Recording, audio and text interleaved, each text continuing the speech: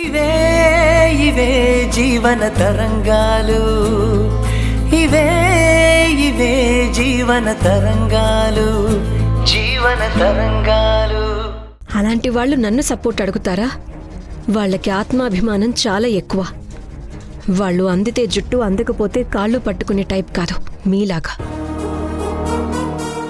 అవసరమైతే ఒక పూట పస్తులుండైనా చేసిన అప్పు తీర్చాలనుకుంటారు. అలాంటి వాళ్ళొచ్చి నన్ను, నా అధికారాన్ని మిస్యూజ్ చేయమని అడుగుతారా? ఎట్టి పరిస్థితుల్లోనూ అడగరు. నేను చెయ్యను. మీరు రౌడీలతో వచ్చి దౌర్జన్యం చేశారని దానికి కౌంటర్గా నా పవర్ను యూజ్ చేసుకుని మీ మీద అటాక్ చేయడం జరగదు. అంత చీప్ క్యారెక్టర్ కాదు నాది. నా గురించి మీరు ఇలా అంచనా వేయటం బాగోలేదు. సొంత వాళ్ల కోసం డిపార్ట్మెంట్ను వాడుకునేంత దిగజారలేదు, దిగజారను. ఇక మీరు వెళ్ళొచ్చు. థ్యాంక్స్.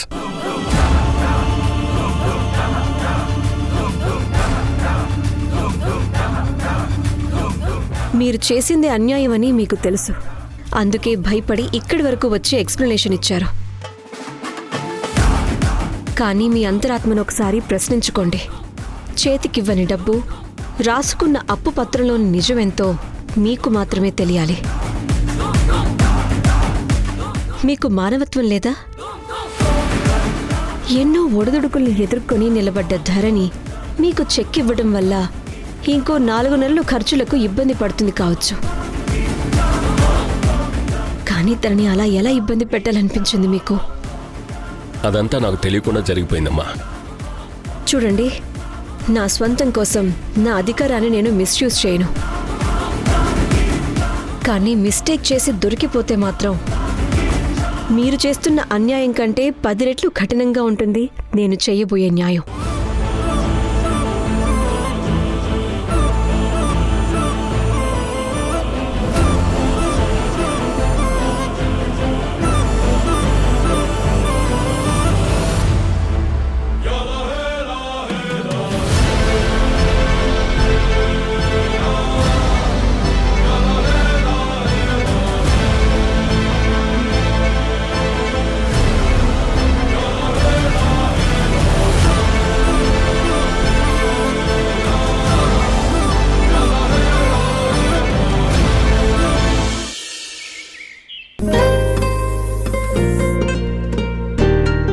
మిమ్మల్ని కలవడానికి మాస్టర్ గారు వచ్చారు.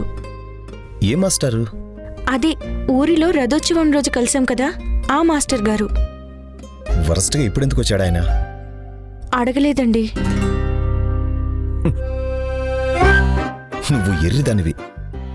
ఇంటికి ఎవరైనా వస్తే లోపల కూర్చోబెట్టి కాఫీ టిఫిన్లు పెట్టి బాగా మర్యాద చేస్తావు. వరస్ట్గా. ఎక్కడ కూర్చోబెట్టావు? హాల్లో కూర్చోమన్నాను. సరే పద.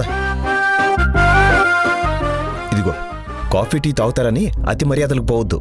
వచ్చే నష్టం ఏమీ లేదు, సరేనా? ఆయనతో తింటూ కూర్చుంటే నా ఆదివారం వేస్ట్ అయిపోతుంది. వరస్ట్గా. ఏం మనిషి ఏంటో, ఎందుకు కూర్చుంటాడు? నెమ్మదిగా మాట్లాడండి, వింటే బాధపడతారు. సర్లే, త్వరగా మాట్లాడి పంపించాలి. చేతిలో డబ్బులు లేనప్పుడు ఒక్కడు కూడా పలకరించడు. ఇప్పుడు చూడు, ఒక్కొక్కడు వెతుక్కుంటూ వస్తున్నాడు. బెల్లం ఉన్న దగ్గరికి ఈగలు ముసురుతాయంట. వరస్ట్గా. పద.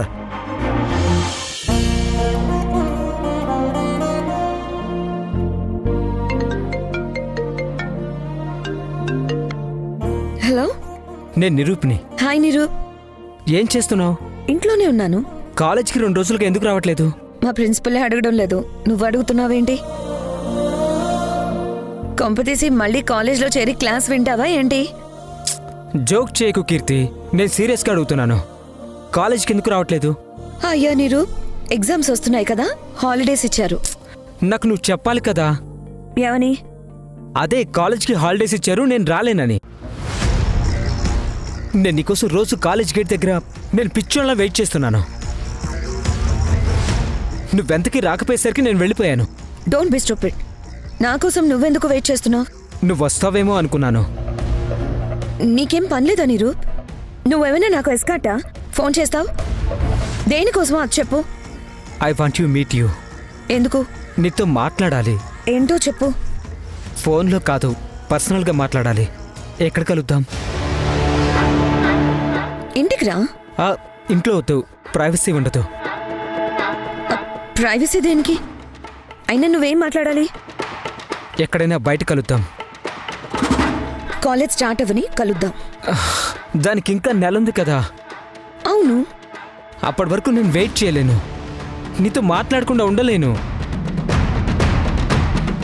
నన్నెందుకు అర్థం చేసుకోవట్లేదు? I'm disturbed. నీకేమైనా పిచ్చా? అవును, నాకు పిచ్చే. నిన్ను చూసి 2 రోజులైంది. నువ్వు కనిపించకపోయేసరికి మూడ్ ఆఫ్ అయ్యి ఆఫీసు కూడా వెళ్ళట్లేదు. వర్క్ పైన ఫోకస్ కూడా చేయలేకపోతున్నాను తెలుసా? ఏంటి? నన్ను కలవకపోతే మూడ్ ఆఫ్ అయిందా? ఏం మాట్లాడుతున్నావో అర్థమవుతుందా నీకు? కీర్తి ప్లీజ్, నువ్వే అర్థం చేసుకో. నాకు అసలు నిద్ర పట్టట్లేదు. నిన్ను ఒకసారి కలవాలి ప్లీజ్. ఫోన్లో సరిగ్గా ఎక్స్ప్లెయిన్ చేయలేకపోతున్నాను. మీ ఇంటి దగ్గర బస్ స్టాండ్ ఉంది కదా, అక్కడికి రా. అమ్మ చెప్తూనే ఉంది ఏదో ఒక రోజు ఇలాంటి న్యూసెన్స్ ఏదో చేస్తాడు అని.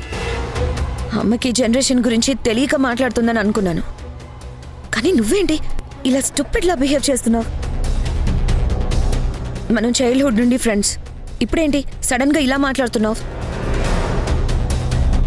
ఇదిగో నీకు మళ్ళీ చెప్తున్నాను, మనం ఫ్రెండ్స్, దట్స్ ఆల్. అంతకు మించి ఏమీ లేదు. పెట్టే ఫోన్. కీర్తి కీర్తి కీర్తి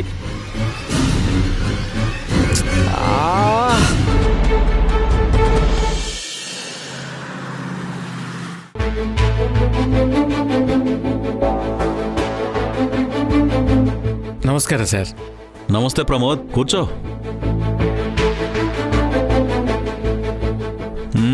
ఎలా ఉన్నారు? బాగున్నాను సార్. కాలేజ్ ఎలా ఉంది? బాగుంది సార్. మంచి రిజల్ట్స్ వస్తున్నాయి. నాకు కొన్ని విషయాలు చెవిని పడ్డాయ్యా.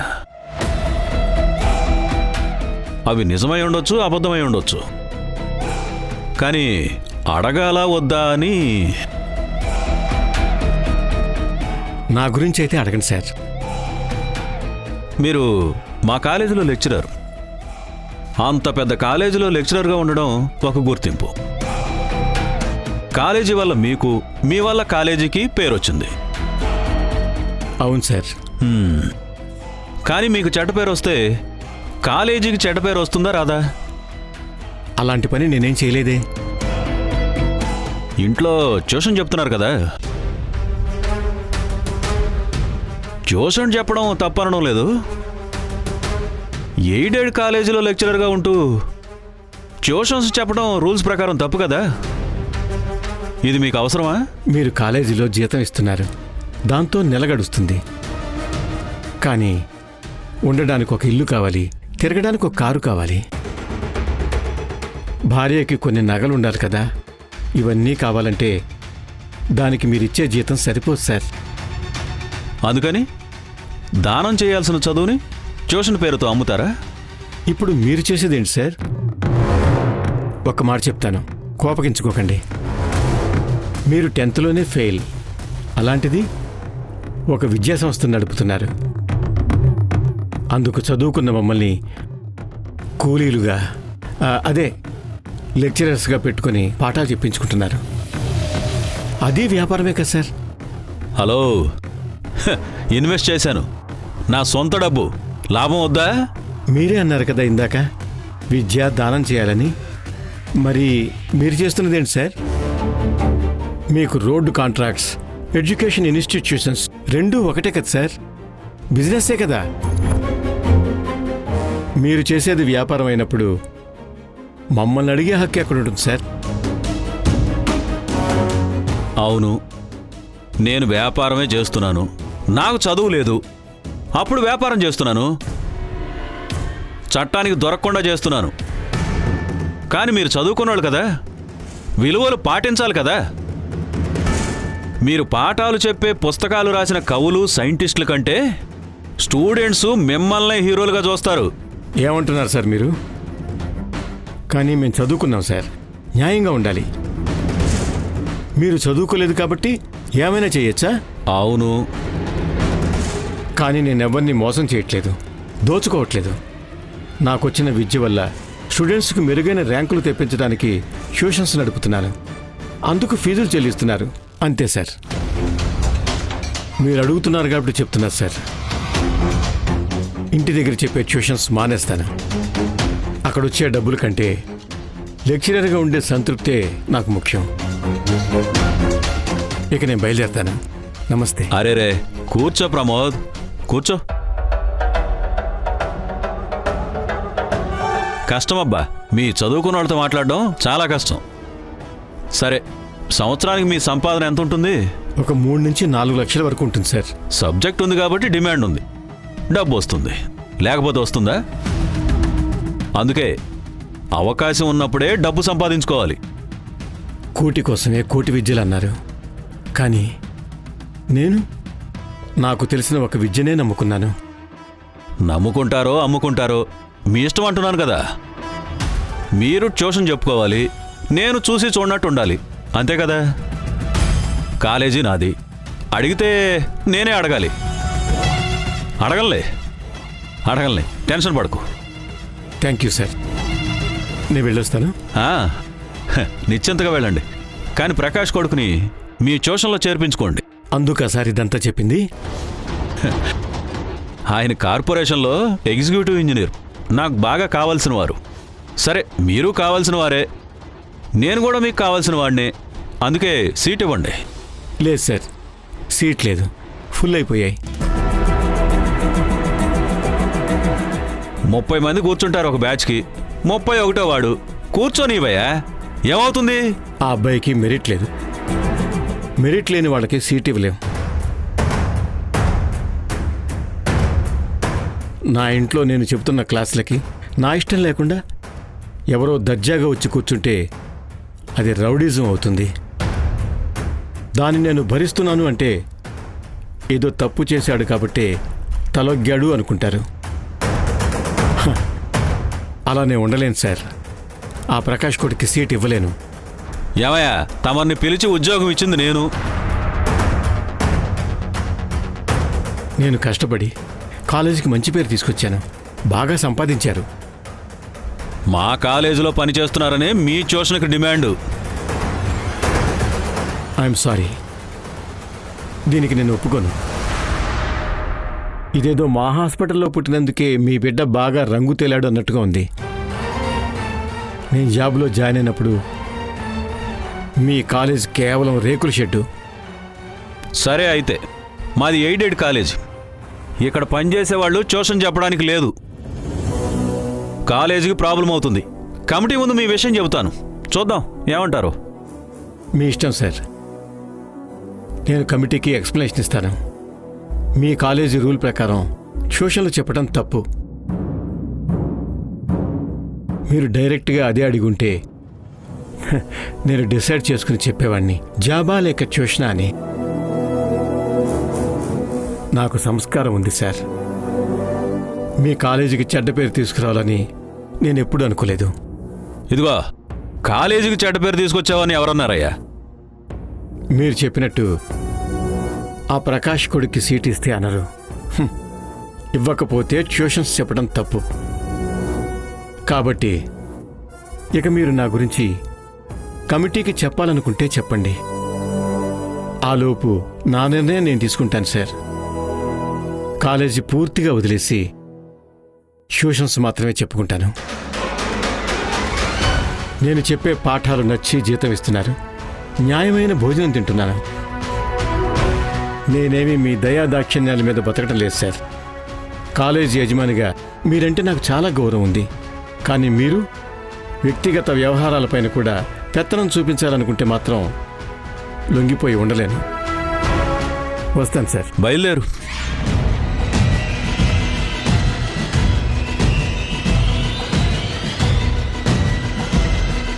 చాలా దూరం వెళ్ళింది వ్యవహారం. నమస్కారం మాస్టర్. నమస్కారం. ఎలా ఉన్నారు? బాగున్నాను. ఏమే, ఎవరనుకున్నావు? మా మాస్టర్. నమస్కారం సార్. చిన్నప్పుడు పాఠాలు చెప్పించుకోవడానికి వెళ్తే భోజనం పెట్టి మరీ పంపించేవారు. మాస్టరు, ఈ రోజుల్లో కూడా మీలాంటి వాళ్ళు ఎవరుంటారు చెప్పండి? అయ్యో, కూర్చోండి మాస్టరు, కూర్చోండి.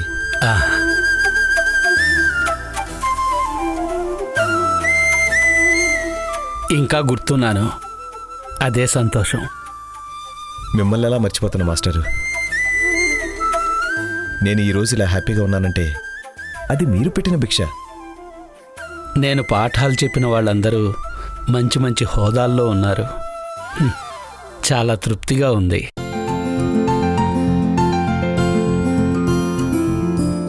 ఏమే ఇంకా చూస్తూ నుంచున్నావేంటి? మాస్టర్ గారికి కాఫీ టిఫిన్లు తీసుకురా. పో వెళ్ళు. చెప్పండి మాస్టర్, ఎలా ఉన్నారు? ఊరు సంగతులేంటి? అక్కడ ఉండలేకే సిటీకి వద్దాం అనుకున్నాను. ఇక్కడంటే కష్టం కదా మాస్టారు. పెన్షన్ ఒకటే ఆదాయం, దాంతో సిటీలో బతకడం కష్టం. మీరా ఖర్చులు భరించలేరు. కానీ అవసరాల రీత్యా ఇక్కడికి రాక తప్పని పరిస్థితి నాది. సరే, నాకు అర్థమైంది మీరెంత వరస్ట్ కండిషన్లో ఉన్నారు. ఊళ్ళో భూమి లేదు, సంపాదన లేదు, అక్కడ ఉండి ప్రయోజనమూ లేదు. వరస్ట్గా మీకా వయసు అయిపోయింది. అలా అని నోరు చేతులు కట్టుకుని ఉండడం కష్టం. సిటీకి రావాలనుకుంటున్నారు, అంతే కదా? అవును. నువ్వేమన్నా సహాయం చేస్తావేమోనని వెతుక్కుంటూ వచ్చాను. నా చిన్ననాటి మాస్టర్ మీరడిగితే ఎలా కాదని చెప్పగలను. మీకు హెల్ప్ చేసే అవకాశం నాకు వచ్చింది. చెప్పండి, మీకు ఎలా హెల్ప్ చేయగలుగుతాను? ఇప్పుడు మీ వయసు ఎంత? 68. 68. ఓకే.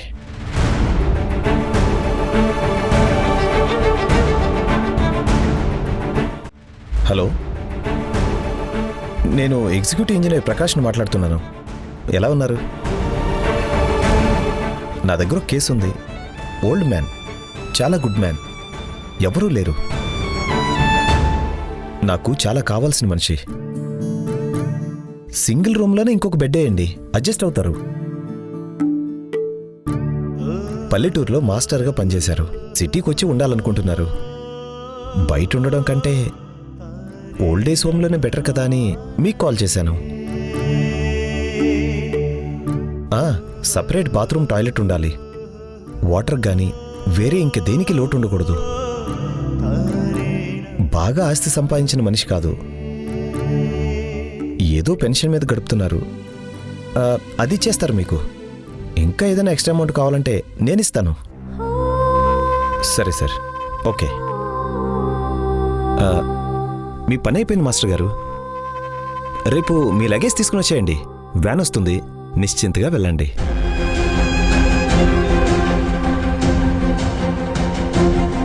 నువ్వు మాట్లాడుతున్న దాన్ని బట్టి నాకు ఒకటి బాగా అర్థమైంది.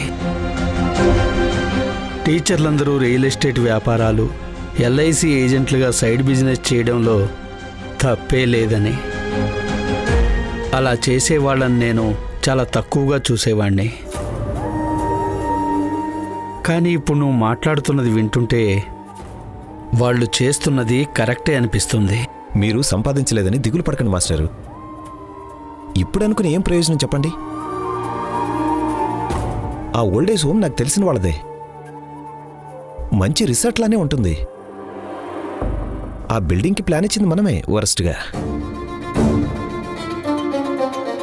ఈ మధ్య ఓల్డ్ ఏజ్ హోమ్లు బాగా పెరిగిపోతున్నాయి కదా వరస్ట్గా. అక్కడ అకామిడేషన్ దొరకాలంటే ముందుగా బుక్ చేసుకోవాలి. అక్కడ ఉన్న వాళ్ళంతా కూడా బాగా డబ్బున్న వాళ్లే వరస్ట్గా. బాగా చూసుకుంటారు. వారానికోసారి డాక్టర్ వస్తారు, అంబులెన్స్ కూడా ఉంది. మీరు హాయిగా ఉండండి. మీ పెన్షన్ వాళ్ళకి ఇచ్చేయండి, మిగతాది ఏమైనా ఉంటే నేను చూసుకుంటాను. నేనొక్కడే కాదు, నాతో పాటు సుధ కూతురు రమ్య కూడా ఉంది. కర్మ కర్మ, ఆ పిల్ల ఇంకా మీతోనే ఉందా? ఇలాంటి ఎమోషనల్ అటాచ్మెంట్స్ పెట్టుకుంటే ఎలా మాస్టారు? లేచిపోయిన కూతురు బిడ్డ గురించి మీకెందుకు మాస్టర్ గారు? అసలు తనకు పెళ్ళయిందో లేదో కడుపు తెచ్చుకుంది, మీ పేరు పాడు చేసింది వరస్ట్గా.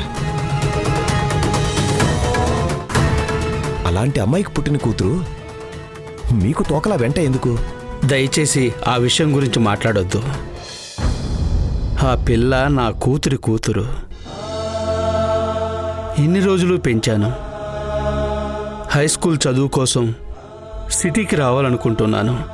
నేను ఒక్కడినైతే ఊర్లోనే ఉండిపోయేవాడిని. ఇప్పుడు ఆ బిడ్డ భవిష్యత్తు కోసం ఇక్కడికి రావాల్సి వచ్చింది. ఇక్కడేం చేస్తారు?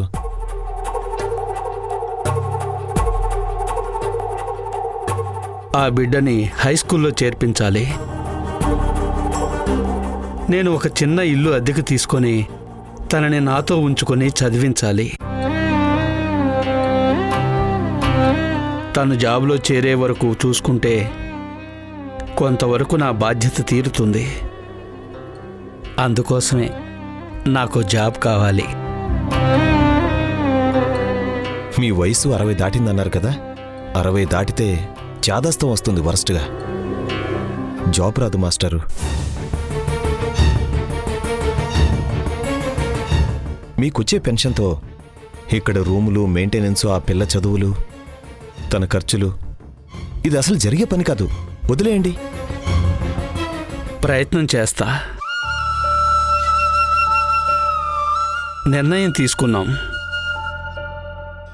నువ్వు నా పాత స్టూడెంట్వి, వీలైతే సహాయం చెయ్యి. తప్పుగా అనుకోకండి. డబ్బు సాయం అయితే నా వల్ల కాదు. డబ్బు నాకొద్దు. పెద్ద పోస్ట్లో ఉన్నావు, చాలామంది తెలుసుంటారు. ఒక జాబ్ ఇప్పించు. ఏంటి జాబా? ఇక్కడ మీకేం జాబ్ దొరుకుతుంది? ఈ కాలంలో మీరు చెప్పే మోరల్స్ ఎవరు వింటారు? దొరికినంత దోచుకోవడం, నాకింత నీకింత అని, అది లెక్క. మీరిక్కడ ఏమనలేరు మాస్టారు.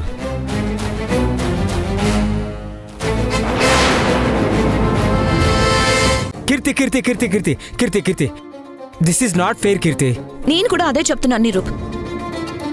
సరే, డ్రాప్ అన్న చేస్తాను రా. ఇప్పటి వరకు చెప్పిందేంటి అర్థం కావట్లేదా? మా అమ్మ చూస్తే ఇబ్బందిగా ఉంటుంది. వద్దు. I have decided to marry you.